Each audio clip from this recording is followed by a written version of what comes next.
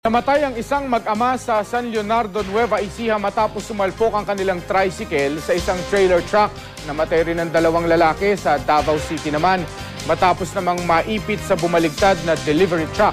Makibalita tayo kay Rose Bernales ng GMA Davao. Tumagal ng 8 oras ang pagkuha sa malabi ng driver at helper ng 18-wheeler na to na bumaliktad sa Davao City. Napag-alaman ng pulisya na pumutok ang isang gulong ng truck. Magdi-deliver sana ng mga produktong fruit cocktail ang mga biktima. Pinagkaguluhan naman ng mga residente ang mga nagkalat na lata ng fruit cocktail sa lugar. Sa bahagi ng ginagawang kalsada sa Maharlika Highway, San Leonardo, Nueva Ecija, namatay ang mag-amang ito. Sumalpok ang kanilang tricycle sa sinusundang trailer truck.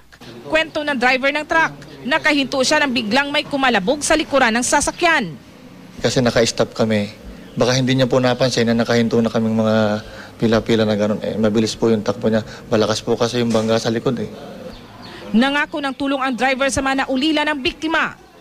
Ayon sa pulisya, pang-apat na ito sa mga aksidente sa naturang highway.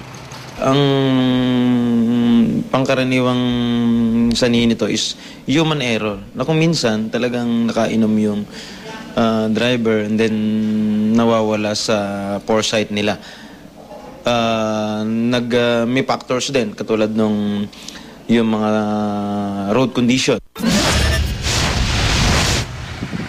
Isang minor de edad naman sa Kalibo, Aklan ang namatay matapos bumaliktad ang sinasakyang tricycle. Sugatan ang 6 pa niyang kaklase. Papasok sana sila noon sa eskwela.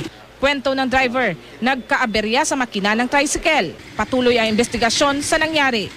Rose Bernales, Nagbabalita, Pilipinas.